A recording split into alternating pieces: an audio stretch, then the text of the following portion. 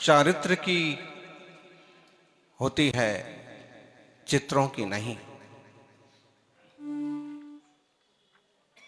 तारीफ चारित्र की होती है, चित्रों की नहीं।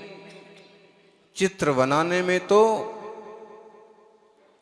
कुछ समय लगता है, चारित्र बनाने में पूरी जिंदगी लग जाती है।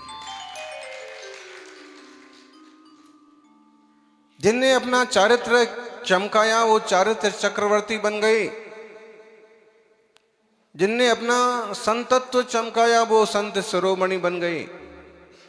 जिनने तपस्या में ऊंचाइयां हासिल की वो तपस्वी सम्राट बन गए। जो तीर्थ रक्षा के लिए तीर्थों पर ध्यान करने के लिए मशहूर हुए वो तीर्थ भक्त शिरोमणि बन गए। जो मुनियों में कुंजर के समान निर्भीक साहसी बने रहे वो मुनि कुंजर बन गए।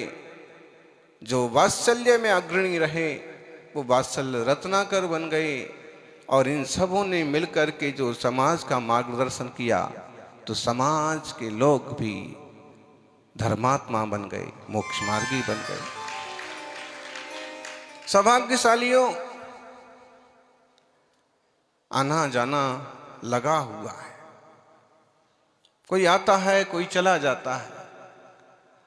और जन्म दिवस देखा जाए तो कोई मायने नहीं रखता। आचार्य श्री विद्यासागर जी महाराज अपना जन्म दिवस ना मनाते थे, ना मनवाने विश्वास करते थे। हमारी भी वैसे ही धारणा है, लेकिन कहीं लोग अगर घेर लेते हैं या कुछ उपद्रव करते रहते हैं तो ज़्यादा उसमें आड़े नहीं आते हैं। खुशियां मना रहे हो, किसी निमित्त से इकट्ठे हो गए हो, कोई बात नहीं। गुरु ना मनाए कोई बात नहीं, लेकिन हम पर उनका उपकार है, इसलिए हम उनका यह अवतरण दिवस उनकी न रहने के बाद भी मना रहे हैं। शरद पूर्णिमा क्षमय सागर जी का भी जन्मदिन है। और शरद की तरह शीतल ज्ञान की मूर्ति ज्ञानमती माता जी का भी आज। निश्चित रूप से ये जीव कोई विशिष्ट पुण्य लेकर के आए, जिन्हें साधना का मार्ग मिला, रत्नत्रय का मार्ग मिला और निरंतर धर्म ध्यान की साधना करते हुए समाज का बड़ा मार्गदर्शन कर रहे। एक सूरज तो दूसरे चांद, और रोशन हो रहा है सारा समाज। निश्चित रूप से पूज्य जनों का स्मरण चाहे किसी भी निमित्त से करें, हमारे मन को पवित्र करने वाला होता है। आत्मार्थियों, हमें आत्महित में सहयोगी बने उनके संस्मरण। अभी हम बाहर स्वाध्याय में कह रहे थे साधुओं को कि बहुत बार आचार्य महाराज को देखते थे, उनकी गुरु भक्ति, उनके प्रवचन, विद्या भवन में उनके उत्सव, और एक कल्पना ध्यान में आती थी कि अपने को भी ऐसा ही बनना चाहिए। साधना की, साधुता की भावना तो बचपन से रही, लेकिन ख्याल में यह भी आता गया कि ऐसे होना चाहिए। और as you think so you become. जैसा आप सोचते हैं आप लगभग वैसा बन जाते हैं। और मुझे लगता है कि पूज्य जनों को हम देखते हैं, उनको सुनते हैं, उनके बारे में सोचते हैं, वो आभा मंडल अपने दिमाग पर मंडराता है तो कहीं ना कहीं जीवन उनके जैसा कुछ ना कुछ अंशों में जरूर बन जाता है।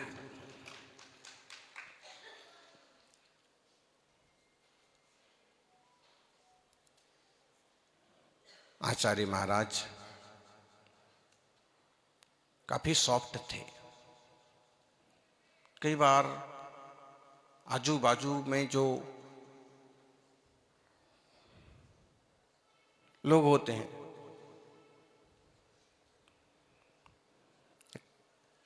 बुरी शब्दों में कहो तो चमचा जिस बर्तन में होता है ना, वो उसी बर्तन को खाली कर देता है। चाहे वो आचार्य श्री हों चाहे गुरुवर सन्मति सागर। कई बार कुछ पास में रहने वाले महाराज तो ऐसे हैं, महाराज वैसे हैं, दर्शन नहीं हो सकता, ये नहीं हो सकता। अरे महाराज के द्वार तो सबके लिए खुले, लेकिन एक समय होगा, एक मर्यादा का जरूर ध्यान रखा जाता। हमें भी बहुत बार अवसर मिला, सहज सरल शांत सागर विद्यालय में प्रवचन सभाएं होती थी, उसमें भी बैठने का मौका मिला। वाचना चला करती थी धवला जी की। अब धवला जी कौन, 10-12 साल का विद्यार्थी, 13 साल का धवला जी क्या समझे, लेकिन फिर भी धवला की वाचना चलती थी, सब गुरु बैठते थे और कुछ विद्वान भी बैठते थे, और क्लास से स्कूल से छुट्टी मिली और मौका मिला तो अपन भी उसमें जाके बैठ जाते थे। तो कई सारे शब्द कान में तब के भरे हुए हैं, प्राकृत भाषा के, धवला के, सचखंडागम के।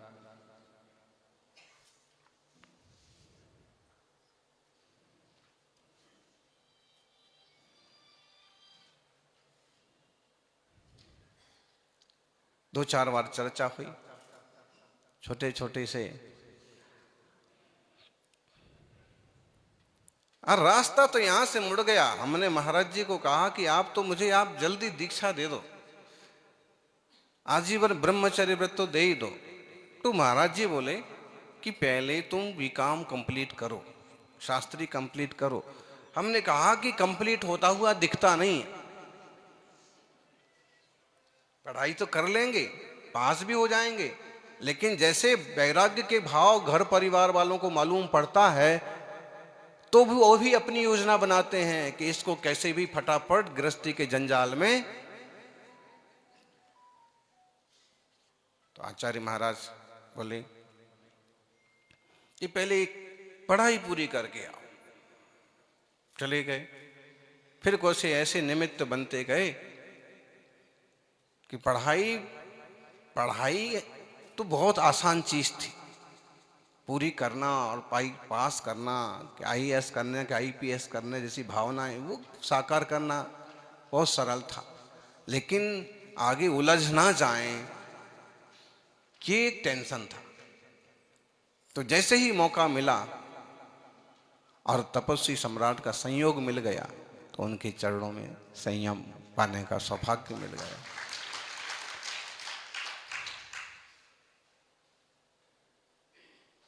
सुश्रुत सागर जी से आप सुन रहे थे, गुरुजन किस ढंग से मार्गदर्शन देते हैं, किस ढंग से समझाते हैं, लोगों की जीवन कैसे बदल देते हैं। ज्ञानवती माता जी ने भी एक बड़ी अच्छी सरणी, तीर्थ रक्षा सुरक्षा नव निर्माण जीर्णोद्धार की दिशा में जबरदस्त मातृशक्ति कमजोर नहीं होती है, ये उन्होंने प्रैक्टिकल करके दिखा दिया।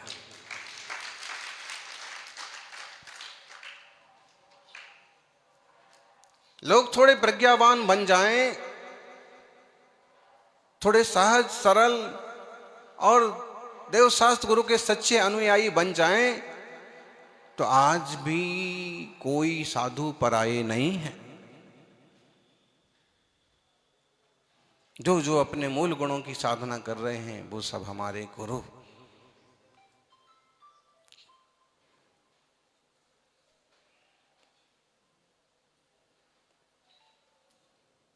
एक तरफ विद्या, दूसरी तरफ ज्ञान। विद्या ज्ञान मिल गया तो बन गया वीतराग विज्ञान। फिर उस सागर से जो धाराएं निकली, जो सागर निकले, पूरे देश को धर्म ध्यानमय बना रहे हैं। ईर्ष्या, स्पर्धा और थोड़ी सी मान्यता जैसी चीजों को एक तरफ रख दिया जाए तो यह युग जिन धर्म की प्रभावना का युग बन सकता है। जितने सारे साधक, इतने प्रभावशाली साधक, कभी इतिहास में जो किताबों में हम पढ़ रहे तो 1500 साल के इतिहास में तो मुश्किल है। और ये ठीक से कोऑपरेट करते हुए और एक रास्ता चुन के, एक एक शैली चुन के, एक एक पद्धति चुन करके, अरे कोई संस्था केवल 50-60 साल पहले पैदा हुई, 70 साल पहले पैदा हुई, आज राष्ट्रपति भी वहां धोख लगाने चले जाते हैं, ब्रह्म कुमारीज कहो या जो भी कहो। हमारा इतना प्राचीन दिन धर्म और उससे बहुत ज्यादा प्रभावशाली साधक, वक्ता, लेखक पिछड़ने का कारण क्या? अपनी बेवकूफियां, एक दूसरे से आगे बढ़ने की चेष्टा, एक दूसरे को नीचा दिखाने की कोशिश, अपने आप का बड़ा फोटो करने का, ये सारी जो चीजें हैं ये बहुत बुरा अपशकुन है जिन धर्म के लिए।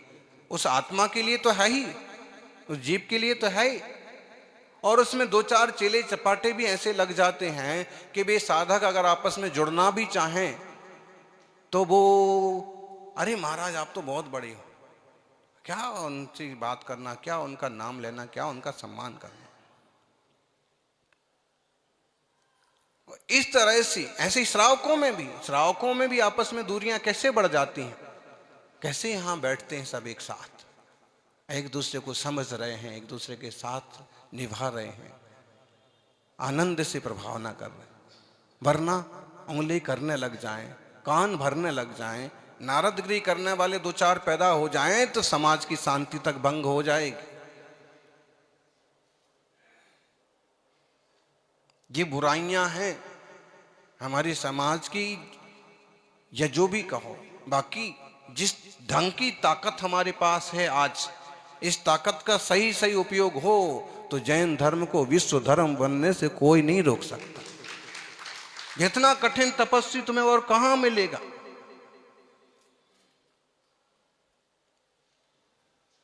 प्रधानमंत्री को भी अपनी परिषद में, सम्मेलन में कहना पड़ता है कैसे महान संत आचार्य विद्यासागर जी आज हमारे बीच से चले गए। और अगर सब साधक एक ढंग के उपक्रम करें तो कितना प्रभाव हो। तप है, चारित्र है, ज्ञान है, वक्तृत्व है, और आज सौभाग्य है कि संख्या भी है। कम से कम श्रावकों की संख्या भले करोड़ ना हो, लेकिन साधुओं की संख्या अगर 1800 के आसपास पहुंच गई तो अभी तक के इतिहास में, इन 1500 साल के इतिहास में बहुत बड़ी संख्या। और दिगंबर मुनि तो एक ही काफी है, दो ही काफी हैं। जुड़वा युगल दो मुनि कहीं निकल जाएं तो ही लोगों की नजरें उन पर आ जाती हैं। अहो, ये वीतरागता का रूप है। जिनेश्वर से प्रार्थना यही है कि सब लोगों की चित्त शांत और संतुष्ट बने, परस्पर सहयोग करना और सहयोग लेने जैसी भावनाएं बने, किसी तरह की ईर्ष्या और स्पर्धा की बजाय कोऑपरेशन का माहौल बने। समय सागर जी क्या कह रहे हैं, उनकी बात पूरा संघ सुन ले, पूरा संघ माने। उस संघ में क्या हो रहा है, क्या अच्छाइयां आगे अपनाई जा रही हैं, दूसरे संघ भी उन अच्छाइयों को स्वीकार करें। विशुद्ध सागर क्या कह रहे हैं, जो साधु आज हैं उस सरणी को स्वीकार करने वाले, उनकी बात सुन लें, मान लें।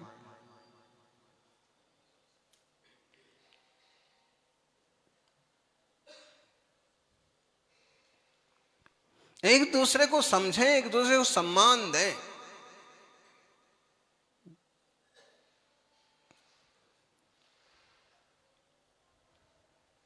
निश्चित रूप से पहले हम तो अपने आप को, अपने लोगों को सम्मान देना सीखें तो दुनिया जरूर सम्मान देगी। इतने बड़े संत, इतनी बड़ी साधुयां जिन्हें दुनिया सम्मान की दृष्टि से देखती है, आज हम सबों को इसी रास्ते पर आत्म कल्याण के साथ साथ जिन धर्म की प्रभावना कैसे होती रहे, इस तरह का उपक्रम करने की बहुत जरूरत है। सौभाग्यशालियों, यूं तो देह से भिन्न आत्मा का अनुभव किया जाता है, लेकिन जब व्यवहार में आते हैं तो वात्सल्य एक बहुत बड़ा गुण है। परस्पर सहयोग एक बहुत बड़ी चीज है। आचार्य महाराज ने प्रैक्टिकल करके भी दिखाए। हथकरघा बोले स्वावलंबी बनो, एक साथ बैठना सीखो। स्वावलंबी, स्वदेशी शिक्षा। गौशालाओं के नाम पर पशुओं के प्रति करुणा का दृष्टिकोण, आम जनता को जोड़ने के तरीके।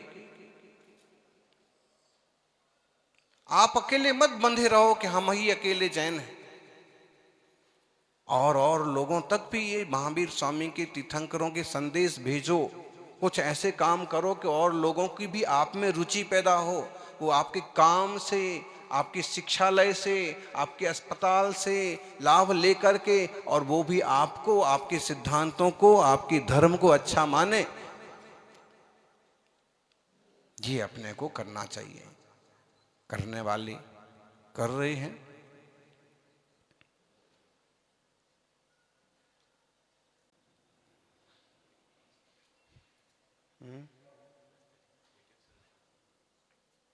बेटियों की सुरक्षा और संरक्षा के क्षेत्र में प्रतिभा स्थली का काम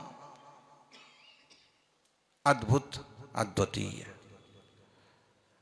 बस जिन लोगों के हाथ में ये संस्थाएं हैं, उन्हें निष्ठा, ईमानदारी और बिना कमाई के इन्हें चलाने की कोशिश करना चाहिए।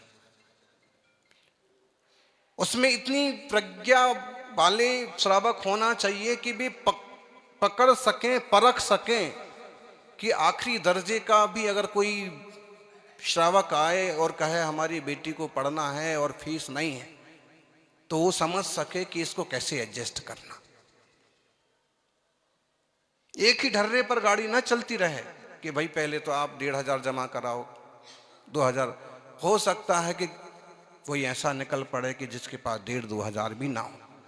तो ऐसा समझने वाला एक ट्रस्टियों में एक ऐसा भी हो कि इस बात को भी समझे कि हाँ, महाराज जी का लक्ष्य तो यही था कि शिक्षा हो और समाज और देश की बेटियों को एक छाया मिले, संरक्षण मिले।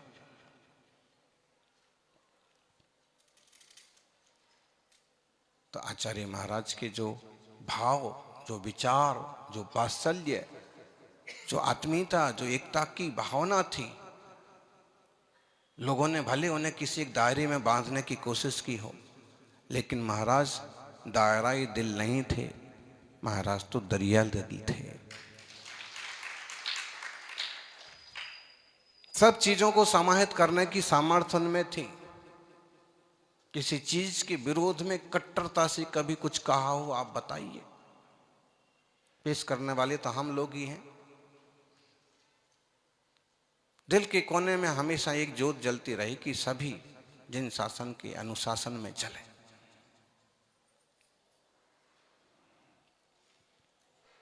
हमने तो जितना देखा समझा, ऐसे व्यक्तित्व तो कम होते हैं। शरद की तरह, चंद्रमा की तरह चमकने वाले, और सभी साधक इस तरह के चारित्र और ज्ञान से संपन्न बने, विद्या और ज्ञान से संबंध बने, समय की पाबंद बने, मोक्ष मार्ग में प्रत्येक जीव का कल्याण सुनिश्चित होगा। ज्ञानियों, लगता जरूर है कि आचार्य महाराज कितने व्यवहार में फंसे हैं। आधा आधा घंटा, घंटा घंटा लोगों को दे देते हैं, लेकिन उनका लक्ष्य सुनिश्चित है। उन्हें पता है कब, कहां, कितना, कैसे, क्या करना। और वो तुम्हें व्यवहार में दिखते हुए भी व्यवहार में नहीं रहते। आचार्य पूज्यपाद समाधि तंत्र में कहते हैं, व्यवहारे सुसुप्तो यः सा जागर्त्यात्मगोचरे जागर्ति व्यवहारेऽस्मिन् सुसुप्तश्चात्मगोचरे। जो व्यवहार में सुसुप्त है, माने व्यवहार के जंजाल में बहुत नहीं उलझता है, जितना आ गया, जितना जरूरी है, थोड़ी देर में उतना मार्गदर्शन किया और चुपचाप अपने सामायिक में चले गए। जो व्यवहार में सुसुप्त हैं वो आत्म कल्याण के मामले में जाग रहे हैं, और जो व्यवहार में ही जाग रहे हैं, ऐसा करना, ये करना, वो करना, केवल व्यवहार के धरातल पर जी रहे हैं, समझना वो आत्म तत्व के मामले में सो रहे हैं। जिन जिनने गुरुजनों का निकट से सानिध्य पाया हो, तो जो आत्महितार्थी, जिन शासन के प्रभावक आचार्य गण हुए हैं, वो व्यवहार निभाते निभाते भी आत्मस्थ रह लेते। कह देंगे भाई ऐसा कर लो, जिसका जीर्णोद्धार कर लो, इसका नवनिर्माण करा लो, समाज के लिए ये कर लो, मार्गदर्शन कह दिया, कर दिया, और फिर अपने सामायिक में चले गए। अब आपकी मर्जी कितना करते हो और कैसे करते हो।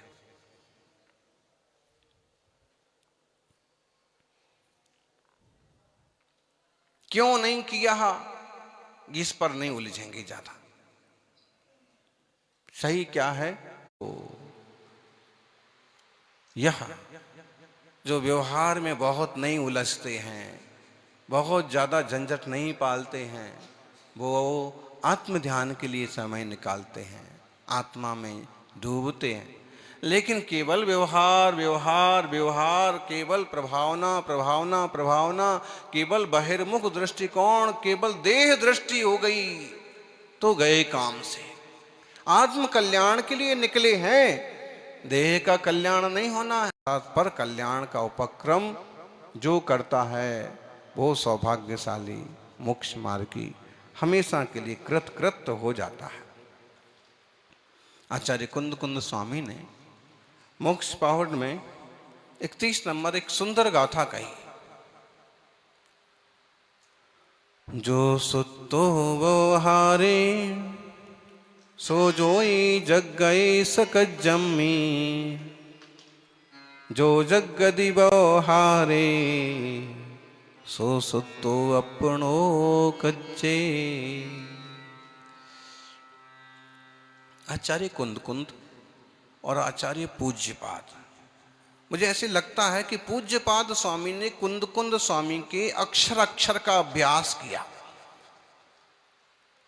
कुंद कुंद स्वामी के 400 साल बाद होने के बाद भी उन्होंने बिल्कुल गुरु की तरह उनके प्रति समर्पण रखा, और अपने इष्टोपदेश समाधि तंत्र में तो मोक्ष पहाड़ और उनके शास्त्रों में से कई सारी गाथाओं को सीधा प्राकृत से संस्कृत में कन्वर्ट करके रख दिया। देखिए, हमारे पूज्य गुरुदेव ये कहना चाहते हैं, जो सुप्तो व्यवहारे, जो व्यवहार में सुप्त है, मतलब व्यवहार के झंझट में नहीं पड़ रहा है, व्यवहार के मामले में सोया है। कई लोग हमसे भी नाराज हो जाते हैं, यहां भी हो गए होंगे कुछ लोग नाराज। कैसे? बात ही नहीं करते हैं, देखते ही नहीं है, पूछते ही नहीं है। हमको यहाँ महीना भर हो गया, बाहर से आए हैं, चौका लगा रहे हैं, आज तक नहीं पूछा कहाँ रुके हो। अरे हमको पूछने की जरूरत क्या, जो कि वैसे तो आज तक नहीं पूछा संयम के बाद, लेकिन यहाँ तो पूछने की और ही जरूरत नहीं है। ये अंदाज है कि कम्युनिटी में ही कहीं सामने एसी में रुके होगे।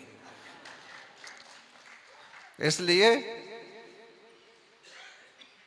लोग नाराज मत होइए। गुरुदेव अगर सामायिक ध्यान अगर उसमें लीन है, स्वाध्याय आदि में लीन है, और इशारा कर दिया हटो स्वाध्याय करने दो, या कहा थोड़ा दूर रहिए, लोग एक बात बहुत जल्दी कहने लगते हैं, बोले कि बस महाराज जी तो बड़े लोगों की सुनते हैं। बोले आजकल बड़े बड़े महाराज बड़े बड़े पैसे वालों की बस सुनते हैं।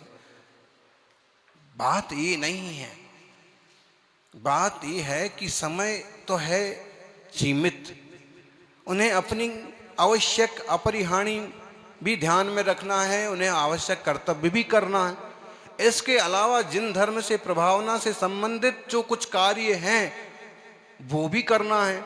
अब ऐसे में कोई सक्षम व्यक्ति दिखता है और वो रुचि दिखाता है कि मैं अमुक मंदिर का जीर्णोद्धार कराना चाहता हूँ, किसी तीर्थ पर मैं एक बहुत सुंदर सा भवन बना के श्रावकों की व्यवस्था करना चाहता हूँ, मैं स्कूल औषधालय के लिए कोई महाराज जी मार्गदर्शन करिए कि मैं क्या करूं।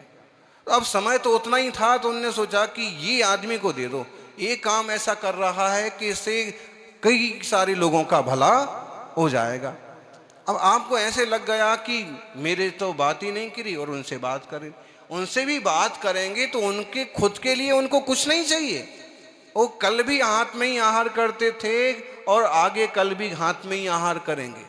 और जब पड़गाहन को निकलेंगे तो आप देख रहे हो अशोक जी भी रोज ही खड़े होते हैं, लगभग कितने बार पड़गाहन हुआ? लगभग 2 बार हुआ होगा, 3 बार हुआ होगा। तो विधि से जाएंगे और जहां जहां प्रयोग बन जाएगा वहां जाएंगे, और छोटे से छोटे घर में भी चले जाएंगे, उसका उनका कोई प्रॉब्लम नहीं है। लेकिन बात यह है कि समय जितना है उतना है, उतने समय में कुछ ऐसे काम भी हो जाएं जो जिन धर्म की प्रभावना के निमित्त बन जाएं, श्रावकों के जोड़ने के निमित्त बन जाएं। इसलिए ये बात मायने नहीं रखती गुरुजनों की दृष्टि। तो बताओ, पिच्छी लिए हैं और चिट्ठी की भी रक्षा करते जा रहे, गौशालाओं के लिए भी आशीर्वाद दे रहे, घास फूस भी ना कुचल जाए तो रात को विहार नहीं कर रहे। तो उनका जब यकेंद्रीय आदि के प्रति भी अपनापन है तो आपके प्रति क्यों परायापन होगा? बस कुछ कंडीशन हो सकती है कि वो देख नहीं पा रहे हैं, समय नहीं दे पा रहे हैं, उनका अपना भी चर्या है, उन्हें अंतर्मुख रहना भी जरूरी है। वे बाहर बाहर में देखते रहेंगे। आप कहो कि हमारे लिए भी 1 घंटा अलग से रख दो कि हम सब लाइन लगा के आएंगे और हमारे लिए 4:30 बजे से 5 बजे तक का रख भी देते। विमल सागर जी ने तो रख ही दिया था, तो उनने तो भला के हिसाब से रख दिया कि भाई 3 से 4 तक जिनकी कोई समस्या हो ठीक है, आशीर्वाद।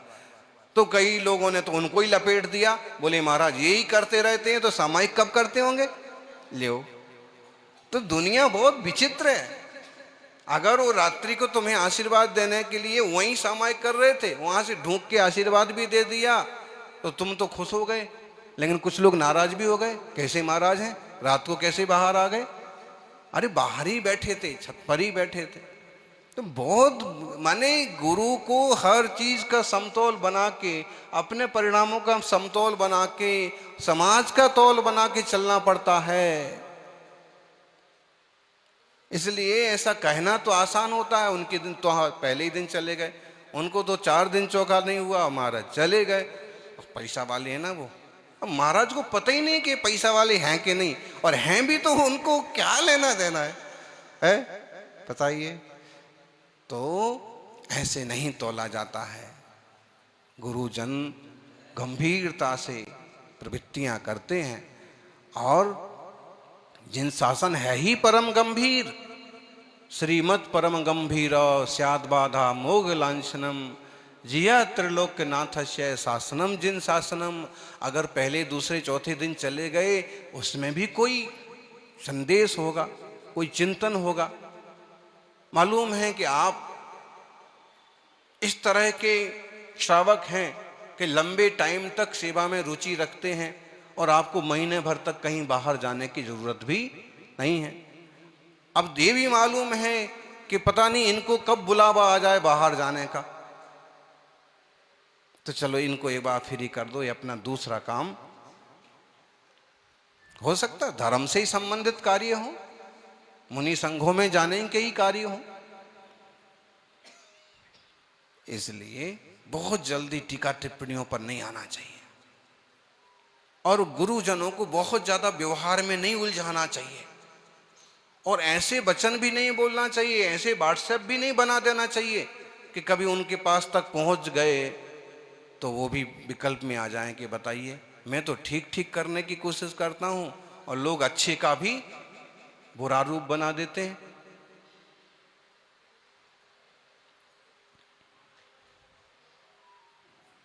बड़ा विवेक, बड़ा सहजता, बड़ी आत्मीयता से जीने और रहने की जरूरत है, जो कि हमारी आपकी सब प्रवृत्तियां व्यवहार में होती हैं।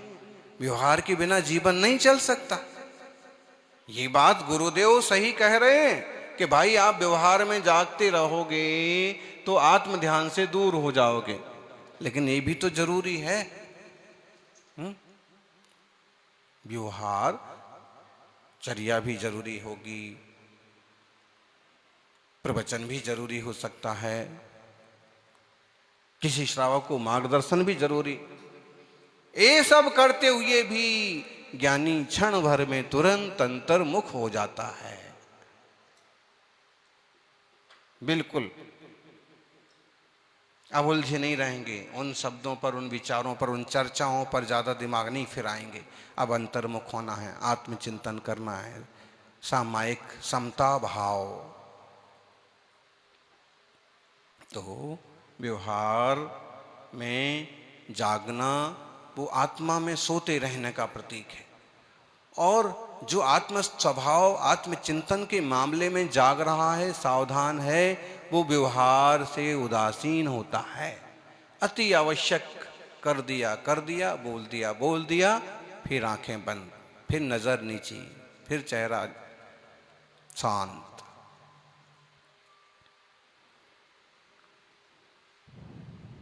देह में बैठे हुए निज भगवान आत्मा को जानो, जानो।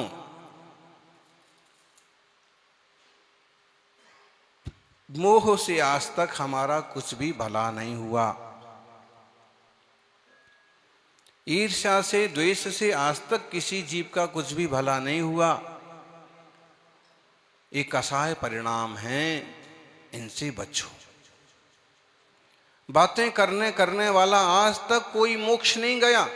बताइए आप कोई मुनिराज का नाम, वो कौन से मुनिराज थे जो बैठ करके बातें करते रहे और मोक्ष चले गए? बताओ, हैं? कोई मुनिराज नहीं थे। जो भी मुनिराज होंगे वो यही कहेंगे कि भाई अब स्वाध्याय तो हो गया, अब ध्यान में चलते हैं। और जब वो ध्यान आदि अवस्था में तल्लीन होंगे तो ही मोक्ष गए। तो ज्यादा बातों में भी मत लगाओ महाराज जी को। कभी कुछ अच्छी बातें, कुछ महत्वपूर्ण चिंतन मुद्दे आए और बहुत साहसता से सुझा दिए। कुछ बाहर में ऊंचा नीचा हो रहा है, बता दिया, ताकि संघ सावधानी बरते। प्रभावना की जगह प्रभावना ही हो, अप्रभावना ना हो, उल्टा हो जाता है। ललितपुर में आचार्य वीर सागर जी का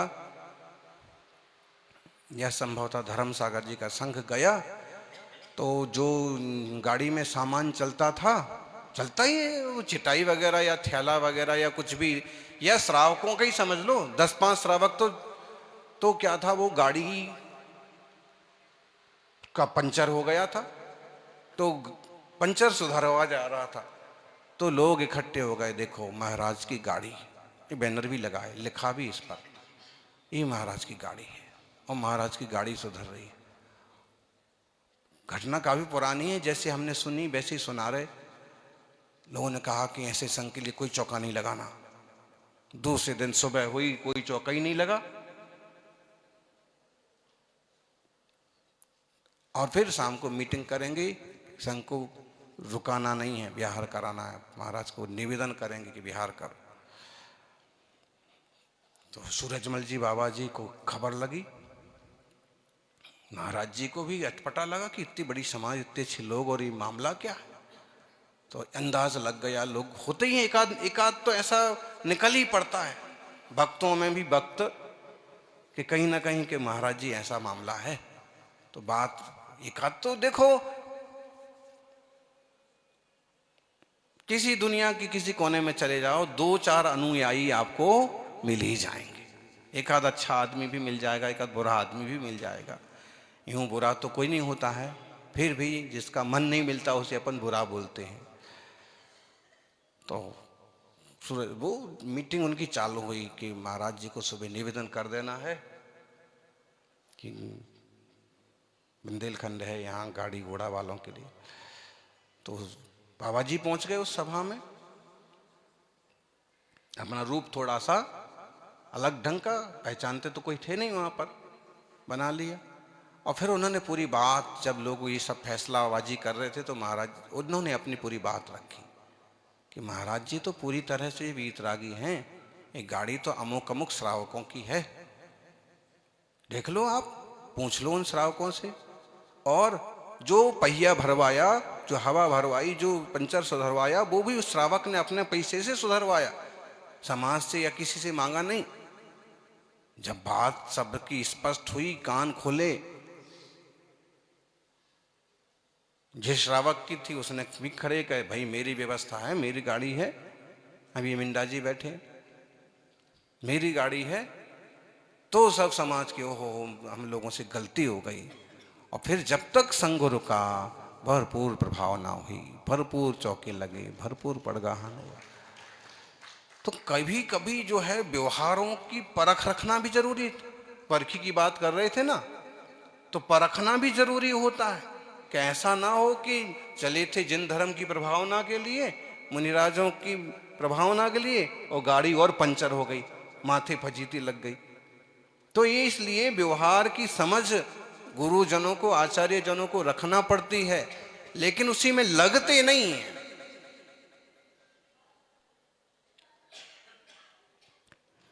ये जानी ऊण जोई बहुहारम चयई सब्बहा सब्बम झायई परम पाड़म जय भड़ियम जिण वरिंदेहिम। योगी ऐसे जान ले कि अपने में रमने से ही भला होगा, दुनिया के जंजाल में मत पड़ो। और अपने में जितना जितना गुप्त रहोगे, शांत रहोगे, उतना क्लेश से बचे रहोगे, आनंद से बचे रहोगे। हम तो कलश के मामले में भी बोलते हैं, लोग बोले महाराज जी कलश देख लो।